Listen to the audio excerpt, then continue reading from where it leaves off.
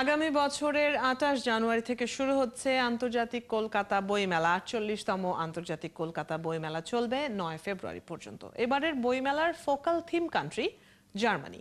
শুক্রবার বিকেলে কলকাতার দ্য পার্ক হোটেলে এক সংবাদ সম্মেলনে এই ঘোষণা দেন বইমেলার আয়োজক সংস্থা পাবলিশার্স অ্যান্ড বুক সেলার্স গিল্ডের সভাপতি ত্রিদীপ কুমার চ্যাটার্জি।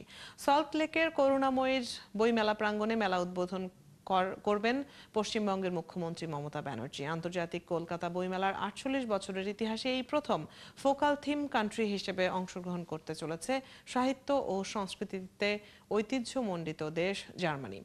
সংবাদ সম্মেলনে উপস্থিত ছিলেন গিল্ডের সম্পাদক সুধাংশু শেখর দে, যুগ্ম সম্পাদক রাজু বর্মন, কোষাধ্যক্ষ তাপস সাহা, কলকাতায় জার্মান উপদূতাবাসের ভাইস কনসাল সিমন ক্লাইনপাস এবং কলকাতার গোথে ইনস্টিটিউটের ডিরেক্টর অ্যাস্ট্রিড বেগে।